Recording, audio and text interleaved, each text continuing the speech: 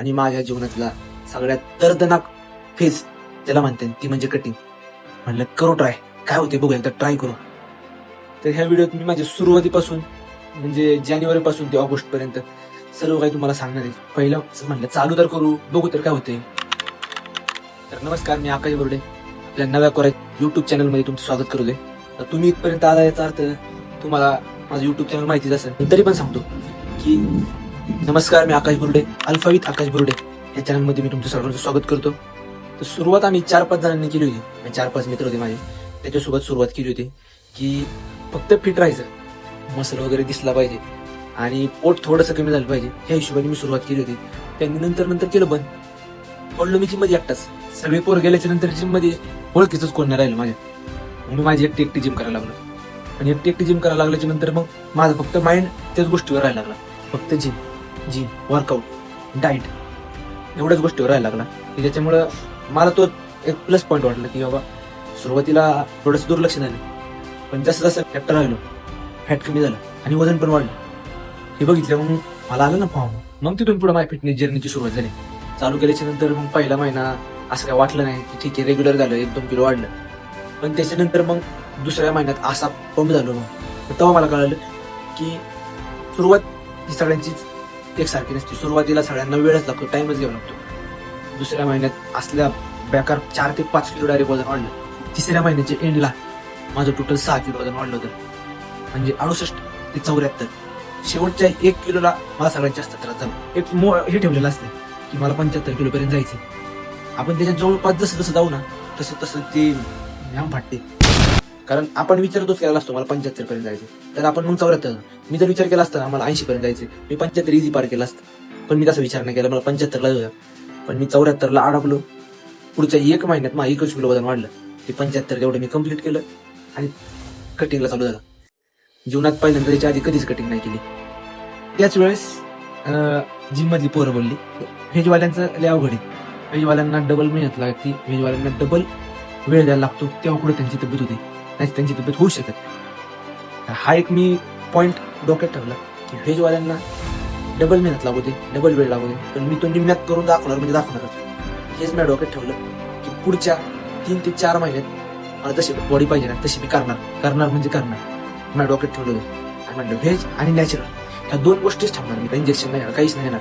त्या 2 गोष्टीवरच मी मला जी बॉडी पाहिजे ना ती करून दाखवणार. मग चालू झाली माझी कटिंग फेज. कटिंग फेजला सुरुवातलाच डायरेक्ट भात बंद, 1 टाइमची भाकर बंद, दूध बंद, सफरचंद बंद. सुरुवातलाच डायरेक्ट गप्पा. आता रोज गोड खाणार सवय ज्याला असते तर तुम्ही अचानक बंद केलं तर कसं होणार, तसं मला व्हायचं. सुरुवातीला काय वाटलं नाही, कारण 1 टाइम भाकर चालू होते, ओट्स चालू होते, त्याच्यामुळे असं काय वाटलं नाही. आणि त्या 2-3 महिन्यात असला काय रिझल्ट घेतला मी.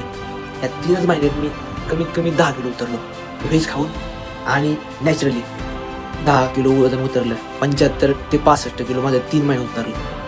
असला पंप ते जिम ट्रेनर उदाहरण द्यायला लागले.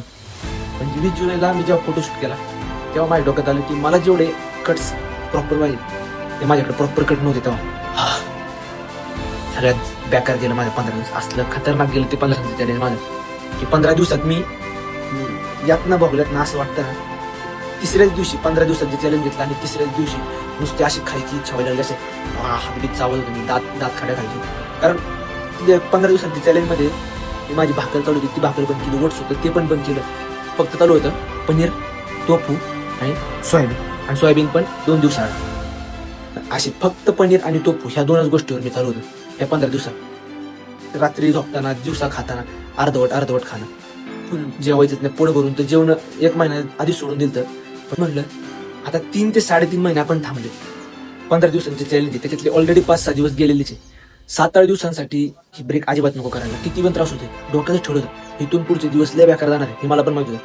किती पण त्रास होते, किती सुद्धा 6 ते 7 दिवसांसाठी मला अजिबात मागण्यासारखं ठरवलं होतं. जाणार त्या गोष्टीपर्यंत मी जी पाहिजे तेच करणार. अख्ख्या घरची पहिल्यापासून जशी कटिंग चालू झालीत माझी तसं मी खाणं बंद केलं. घरचे सगळे शिव्या नुसते रोज, महिन्याभरात मी जेवढ्या शिव्या खायचो तेवढं मी रोजच्या खायला लागलो. आणि त्याच्यात मला खाण्याची तडफड, फ्रीज उघडला की काहीतरी नवीनच खायला. नेमका त्याचा आंब्याचा सीझन होता चालू. आंब्याचा सीझन मध्ये बापरे तो रोज आंबा रस नुसतं बघितलं की असं नुसतं तोंडाला पाणी सुटायचं. पण काय करायचं, खाऊन नव्हतं सगळं, फक्त बघायचं, डोळे दाखायचे, पुढे जायचं. घरचे पण जेवायचे की काय आंबा रस आहे, काय जेवण आहे, नंतर नंतर तर मला आहे ना भाकर बनवली ना वासाला ना की असं वाटायचं काय भाकरीचा वास आहे. एवढं म्हणजे एवढं बेकार स्टेजला गेलो होतो. माझ्यापेक्षा पण भरपूर बेकार स्टेजला गेले असते पण माझी पहिली वेळ होती त्याच्यामुळे मला माहित नव्हतं की नक्की काय असते. आणि त्यात मी एकदम गोड लवर आहे. मला गोड लय आवड सारखं लागतं. पण एवढे 3-4 महिने सोडायचं आणि त्यात ते अल्ट्रा लो कार्ब चॅलेंज काहीच नाही खायचं. त्याच्यात मी जाम हेड झालो.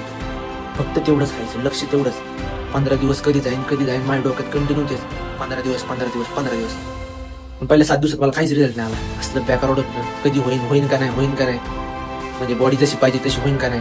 पण तसा 10वा दिवस झाला. 10व्या दिवसानंतर मग मी माझ्या बॉडीचे फोटो वगैरे मध्ये आधी काढायला लागलो. मग त्याच्यानंतर मग मला असं जाणवायला लागलं की आता फॅट कमी होत चालले. जसं माझं फॅट कमी होत चाललं 15वा दिवस आला. 15 दिवस जर माझी आधीच ऑलरेडी डोकं होतं 15 दिवसात जर माझी बॉडी झाली नाही तर मी हा 15 दिवसांचा चॅलेंज पुढे वाढवणार. 3-4 दिवसात असला फरक जाणवला. 4 दिवसात माझं 1.5 ते 2 किलो वजन उतरलं. फॅट 75 पासून 62 किलो. तब्बल माझे 13 किलो वजन उतरवलं. तसं डाएट तुम्ही प्रॉपर पाळसाल ना तेवढी पटकन आणि तेवढी खतरनाक तुमची बॉडी तुम्हाला जशी पाहिजे तशी भेटणार. तर अशी गेले माझे 8 महिने जे की माझ्या एक जीवनातला एक कधी न विसरणारा क्षण असा राहील. जशी बॉडी पाहिजे होती म्हणजे जशी मी ठरवली होती त्याच्यापेक्षा चांगला रिझल्ट मला भेटला. मी म्हणत नाही की सगळं लवकरच तुम्हाला भेटणार. कंटिन्यू ठेवा फक्त. तर कोण काय म्हणते ह्याच्यापेक्षा तुम्ही स्वतःला काय म्हणताय ना ह्याच्यावर जास्त लक्ष द्या. एक मित्र म्हणून तुम्हाला ज्या पण क्युरिओसिटी असतील जे पण प्रश्न असतील तुम्ही डायरेक्ट विचारा. उत्तर द्यायचा मी प्रयत्न करेन. ही जर्नी अशीच चालू राहील तर कंटिन्यू सोबत राहा. तर शेवट सांगेन की चांगलं खा, मस्त राहा आणि स्वतःच्या कामात व्यस्त राहा. धन्यवाद.